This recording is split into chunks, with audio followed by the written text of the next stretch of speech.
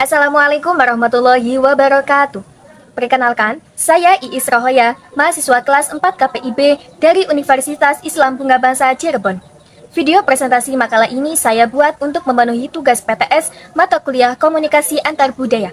Judul makalah, Pluralisme, Multikulturalisme, Etnosentrisme, dan Rasisme. Pertama, kita akan membahas bab 1, yaitu pendahuluan. Latar belakangnya adalah Indonesia merupakan negara kaya keberagaman yang nyata dari perbedaan suku bangsa, agama, ras, bahasa daerah, tradisi adat, serta budaya saling berdampingan di seluruh wilayah.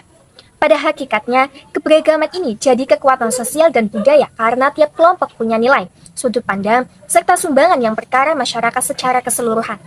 Tapi di lapangan, keberagaman bisa picu masalah sosial kalau perbedaan ditafsir sempit.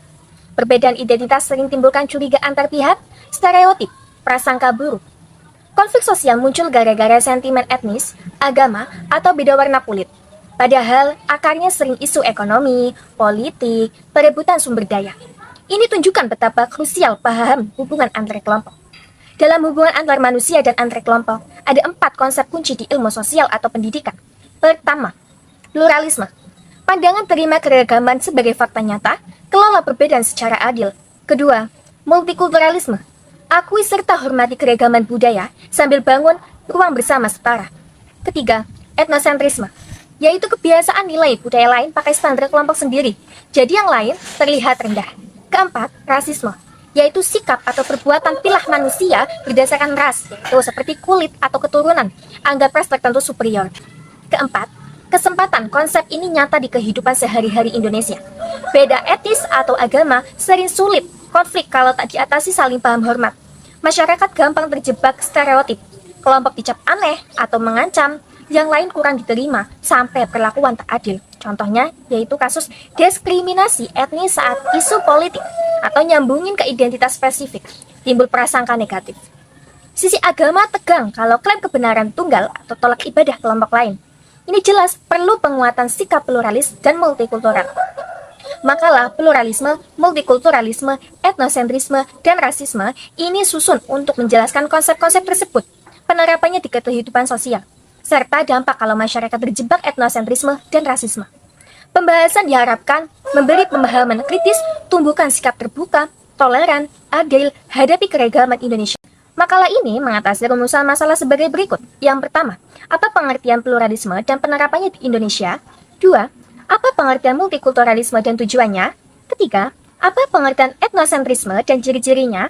Keempat, apa pengertian rasisme dan dampak sosialnya? Kelima, faktor apa yang menyebabkan masyarakat terjebak etnosentrisme atau rasisme? Sedangkan tujuan masalahnya yaitu yang pertama, menjelaskan pluralisme dan penerapannya. Kedua, menjelaskan multikulturalisme dan tujuannya. Ketiga, menjelaskan etnosentrisme dan ciri-cirinya. Keempat, analisis rasisme dan dampaknya. Kelima adalah analisis faktor penyebab etnosentrisme dan rasisme. Sekarang kita akan membahas satu persatu dari rumusan masalah tersebut. Pertama, menurut Basri DKK pada tahun 2022, pluralisme adalah masyarakat hidup bersama meski berbeda sehingga tercipta harmoni. Kedua, Yunus dan Fadli pada tahun 2021 menyebutkan bahwa pluralisme merupakan kelompok besar kecil pertahanan identitas tanpa lawan budaya dominan. Yang ketiga, Muhammad Zainul Hassani Syarif et al. Pada tahun 2020 bilang ini upaya cari komitmen bersama sambil jaga keragaman. Jadi, pluralisme adalah masyarakat hidup harmonis dengan budaya berbeda, pertahankan keragaman tanpa bermusuhan. Kedua, yaitu pengertian dari multikulturalisme. Pertama, menurut Nugroho pada tahun 2013, multikulturalisme adalah filosofi atau ideologi yang bertujuan menyatukan berbagai kelompok budaya berbeda, sehingga mereka punya hak dan status sosial politik yang sama. Kedua, Fridianto DKK pada tahun 2023 menjelaskan bahwa multi berarti pelbagai atau beraneka, budaya mencakup bahasa, tradisi, adat, nilai, norma, mitos, harapan, dan keyakinan. Sementara isme adalah aliran pemikiran atau ideologi. Jadi, dapat disimpulkan bahwa multikulturalisme merupakan gagasan untuk menciptakan persatuan dalam komunitas beragam dengan cara mengakui dan memberikan hak serta posisi sosial politik yang setara kepada seluruh kelompok budaya. Untuk tujuannya di Indonesia adalah yang pertama, membangun bangsa yang tangguh dan makmur tanpa memandang etnis, ras, agama, atau budaya. Kedua, menciptakan keselarasan, toleransi, kolaborasi, serta mencegah diskriminasi dan ketidakadilan. Yang ketiga, mendorong partisipasi demokrasi dengan kesetaraan hak untuk semua warga. Selanjutnya yaitu pengertian etnosentrisme. Pertama, istilah etnosentrisme sering muncul di interaksi sosial. Menurut Oxford Bibliographies pada tanggal 20 bulan 6 tahun 2022, ini adalah melihat dunia hanya dari sudut pandang kelompok sendiri. Sedangkan menurut KBBI, sebuah sikap berakar pada masyarakat dan budaya sendiri. Yang kedua, menurut definisi para ahli, yang pertama, William Graham Sumner pada tahun 1906 pertama kali memperkenalkan istilah ini, yaitu kelompok sendiri jadi pusat segalanya sehingga nilai lain pakai standar sendiri. Kemudian yang kedua, yaitu Dayakisme dan Yuniardi bilang etnosentrisme adalah amati kelompok lain pakai nilai budaya sendiri. Yang ketiga, menurut Purwanti, menjelaskan kelompok sendiri pusat, sementara kelompok lain dibandingkan pakai standar sendiri. Yang keempat, menurut Sumner dalam Levine DKK pada tahun 1972, sebut ada 3 aspek. Aspek yang pertama sindrom sosial, aspek kedua persaingan antar kelompok, dan aspek ketiga adalah generalisasi. Yang selanjutnya yaitu menurut Sumner dalam Lupis pada tahun 1999, anggap ini naluri biologis individualistik yang rasa superior. Jadi, etnosentrisme adalah sikap anggap kelompok sendiri paling utama sebagai standar nilai kelompok lain. Sering disertai generalisasi buruk akibat persaingan sosial. Selanjutnya yaitu ciri-ciri etnosentrisme. Pertama, budaya sendiri paling benar. Contohnya, Jawa menganggap adatnya satu-satunya etika yang sah. Yang kedua, stigma negatif atau primitif, kasar atau malas pada kelompok lain. Kemudian yang ketiga, keterikatan kuat identitas sendiri, tolak perkawinan campur. Yang keempat, pemisahan geografis atau sosial, kampung etnis atau eksekutif.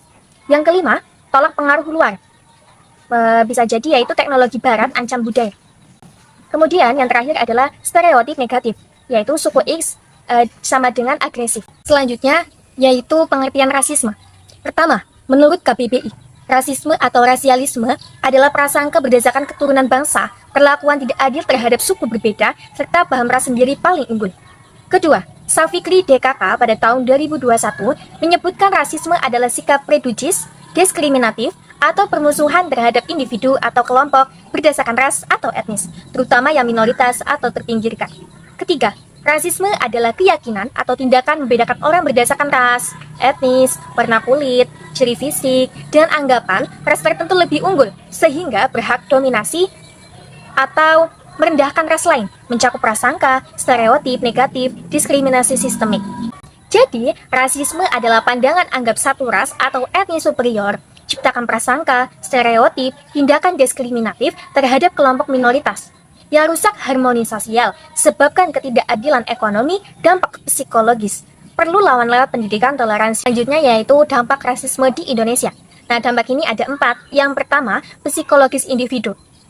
Penjelasannya yaitu trauma, depresi, rendah diri, isolasi, suicidal. Contohnya yaitu mengolok-olok sipit atau hitam, Cina, orang timur, dan lain sebagainya. Kemudian yang kedua adalah sosial antar kelompok, yaitu penjelasannya perpecahan, hilang gotong royong, konflik kekerasan. Nah, contohnya adalah kerusuhan pada tahun 1998, asrama Papua pada tahun 2019, dan panggil Papua yaitu dengan sebutan monyet.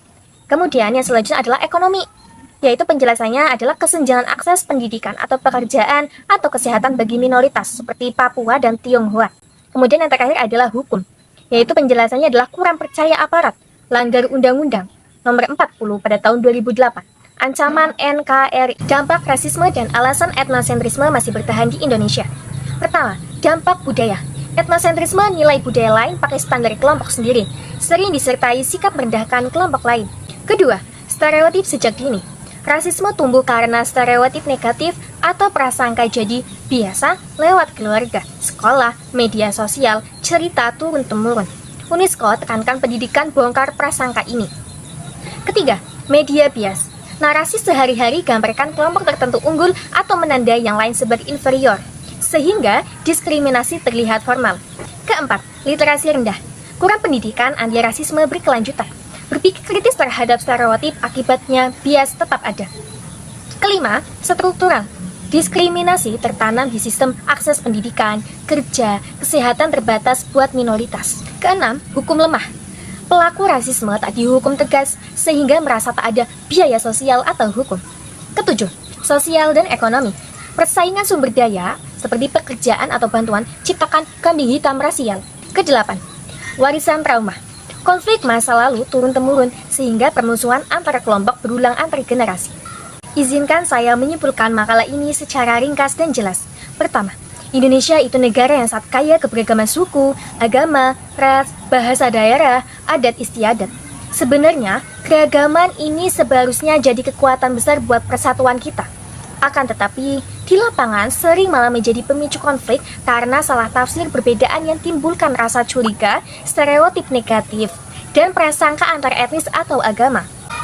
Makalah ini membahas 4 konsep penting secara lengkap, yaitu nomor 1, pluralisme adalah cara hidup harmonis antar kelompok berbeda melalui dialog, kesetaraan hak, didukung Pancasila dan semboyan Bhinneka Tunggal Ika. Nomor 2, multikulturalisme berusaha satukan keragaman budaya dengan beri hak sosial politik yang sama. Tujuannya membangun bangsa yang tangguh, toleransi, dan demokrasi yang inklusif. Nomor 3, etnosentrisme adalah sikap anggap kelompok sendiri paling superior sehingga jadi standar nilai orang lain.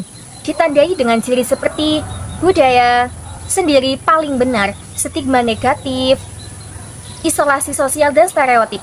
Nomor 4 adalah rasisme, merupakan diskriminasi berdasarkan ras atau etnis dengan klaim superioritas yang menyebabkan trauma psikologis, konflik sosial seperti kerusuhan pada tahun 1998 dan kasus Papua pada tahun 2019, kesenjangan ekonomi, serta ancaman terhadap Negara Kesatuan Republik Indonesia. Ketiga, masyarakat Indonesia masih terjebak dalam etnosentrisme dan rasisme karena 8 faktor utama, di antaranya budaya superioritas, stereotip turun-temurun, media bias, literasi toleransi rendah, diskriminasi struktural, hukum yang lemah, persaingan ekonomi, serta warisan trauma konflik masa lalu.